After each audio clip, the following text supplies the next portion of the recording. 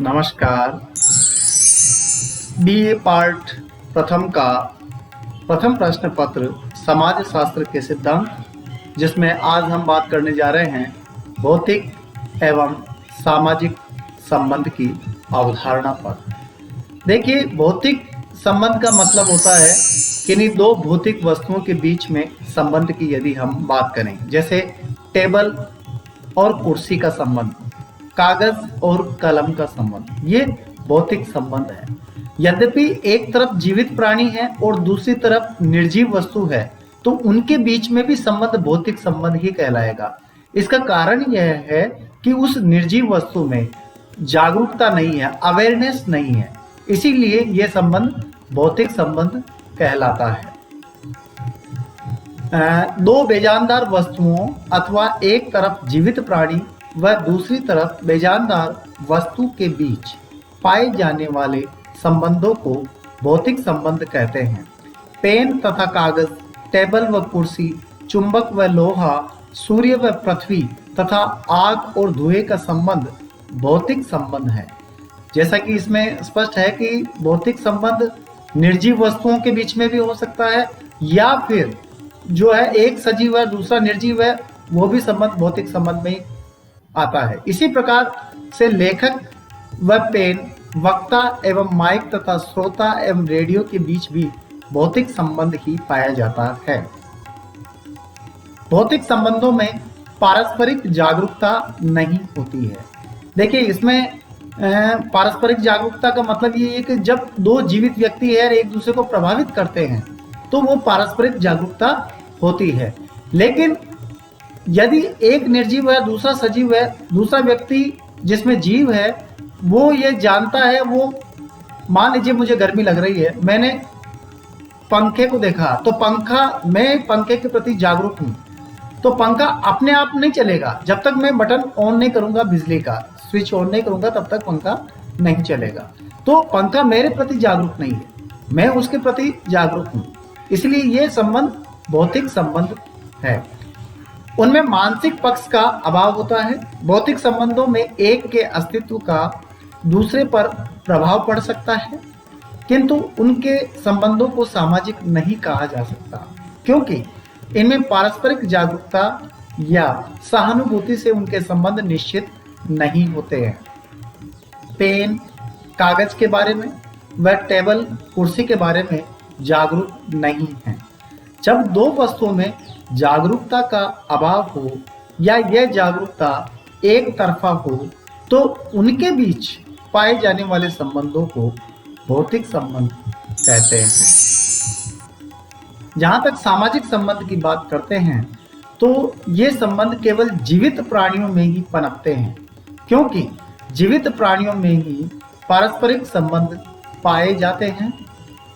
मित्र मित्र के संबंध, छात्र छात्र के संबंध, पिता पुत्र के संबंध, भाई बहन के संबंध, माता पिता तथा पुत्रों के संबंध आदि सामाजिक संबंध होते हैं।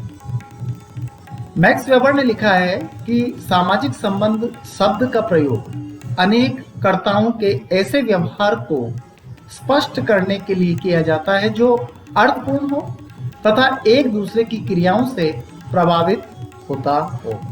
यानी संबंध तो हो रहा है लेकिन वो अर्थपूर्ण होना चाहिए, मीनिंगफुल होना चाहिए, तभी वह एक दूसरे को प्रभावित कर पाते हैं। थियोडोरसन जिन्होंने मॉडर्न डिक्शनरी ऑफ सोशियोलॉजी पुस्तक लिखी, उसमें उन्होंने लिखा है कि सामाजिक संबंध दो या दो से अधिक व्यक्तियों के बीच पाई जाने वाली प्रतिमानित सामाजिक अंतःक्रिया है। अंतःक्रिया का तात्पर्य यह होता है कि व्यक्ति किसी भी वस्तु को देखता है या किसी दूसरे व्यक्ति को देखता है तो उसकी छवि उसके मन में बैठ जाती है और वह उसको पहचानने लगता है, यह अंतःक्रिया है। किंगस्ले डेविस ने ह्यूमन सोसाइटी अर्थात मानव समाज पुस्तक में लिखा है कि सामाजिक संबंध का अर्थ दो या दो से अधिक व्यक्तियों का आपस में संबंध ही नहीं, वरन इन व्यक्तियों का समूह के साथ संबंध भी है। सारांश रूप में सामाजिक संबंधों के बारे में 3 बातों पर जोर दिया जाता है। नंबर 1, 2 या 2 से अधिक व्यक्तियों का होना। क्योंकि सामाजिक संबंध इसी पर टिका हुआ है। उनमें सामाजिक अंतःक्रिया होना, और तीसरा उन अंतःक्रिया का प्रतिमानित रूप एवं अर्थपूर्ण प्रभाव होना।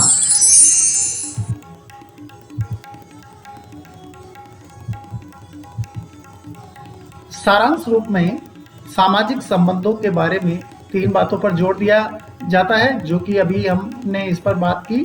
जब 2 या 2 से अधिक व्यक्ति परस्पर अंतःक्रिया करते हैं, एक दूसरे को अर्थपूर्ण रूप से प्रभावित करते हैं एवं एक दूसरे से प्रभावित होते हैं, तो वे सामाजिक संबंधों का निर्माण करते हैं। प्रतिमानित अंतःक्रिया ही सामाजिक संबंधों का निर्माण करती है। सामाजिक संबंधों की परिभाषाओं के आधार पर इसकी विशेषताएं इस प्रकार हैं। जैसे सामाजिक संबंध अमूर्त होता है, ये टेबल और कुर्सी की बातें दिखाई नहीं देती हैं, बल्कि इसको महसूस किया जाता है। हम ये नहीं कह सकते हैं कि भाई कि पिता और पुत्र के संबंध का वजन कितना है, इसकी माप तो संभव नहीं है। तो सामाजिक संबंध जो है वो मानसिक तथ्य है, अतः इन्हें महसूस किया जाता है। वस्तुओं की भांति उन्हें मापा तोला नहीं जा सकता। दूसरा, जटिल प्रकृति।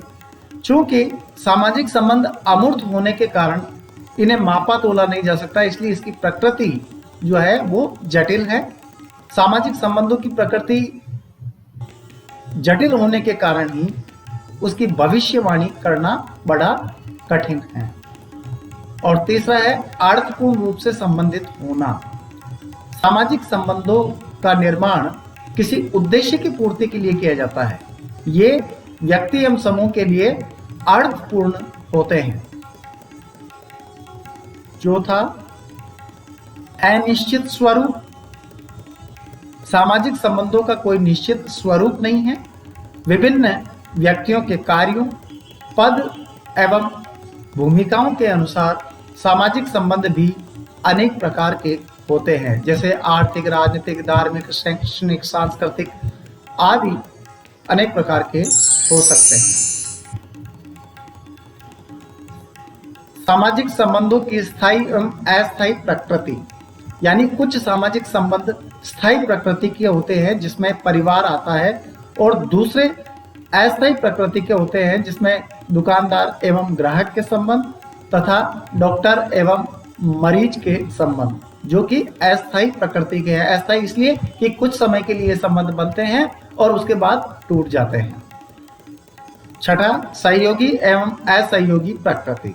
सामाजिक संबंध 2 व्यक्तियों या समूहों के बीच सहयोग के आधार पर भी निर्मित हो सकते हैं, और इनमें विरोध एवं संघर्ष के कारण भी पनप सकते हैं। संबंध प्रत्यक्ष और अप्रत्यक्ष भी हो सकते हैं।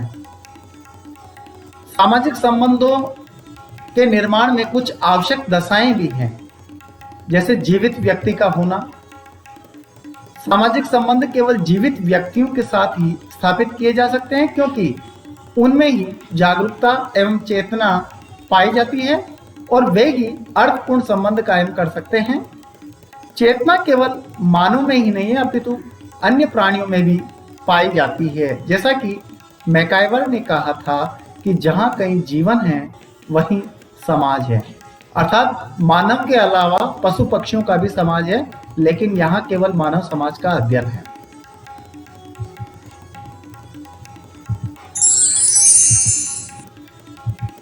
दूसरी दशा की बात करें तो इसमें संपर्क एवं संचार की बात आती है। संपर्क से तात्पर्य व्यक्ति परस्पर एक दूसरे को उत्प्रेरित करने की और एक दूसरे की उत्प्रेरणाओं का अर्थपूर्ण रूप से प्रत्युत्तर देने की स्थिति में है।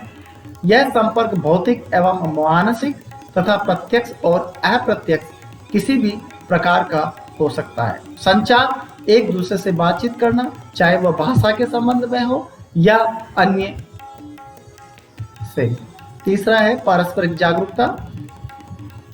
सामाजिक संबंध उसी समय बन सकता है जब व्यक्तियों के बीच मानसिक अनुभूति या पारस्परिक जागरूकता हो, जब वे परस्पर एक दूसरे के व्यवहार का कोई अर्थ लगाते हो।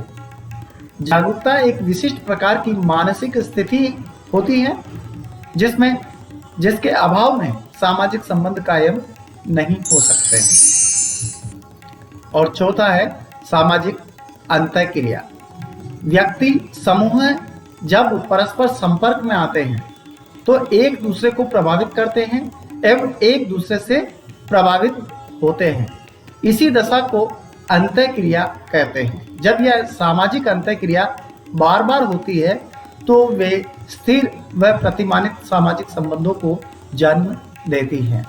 तो कहने का तात्पर्य यही है कि भौतिक संबंध जो है वह भौतिक वस्तुओं के बीच या फिर एक सजीव है दूसरी निर्जीव है उनके बीच उनके बीच भौतिक संबंध देखने को मिलता। मान लीजिए जैसे बिजली कड़कती है और छोटा बच्चा चीख पड़ता है उसकी आवाज से, तो बिजली की कड़क के कारण वह बच्चा चीख पड़ा, रोया, तो बच्चा जागरूक है उसके प्रति लेकिन बिजली उसके प्रति जागरूक नहीं है। तो ये भौतिक संबंध है। बारिश आ रही है, अगर मैं रास्ते में जा रहा हूँ, मैंने छाता ऊपर कर लिया, तो बारिश का और छाते का जो संबंध है, मेरा संबंध है, वो भौतिक संबंध कहलाएगा। यहाँ सामाजिक संबंध जीवित प्राणियों के अंदर कहा गया है जो एक दूसरे को अर्थपूर्ण रूप से प्रभावित करते हैं और सामाजिक संबंधों से ही समाज का निर्माण होता है।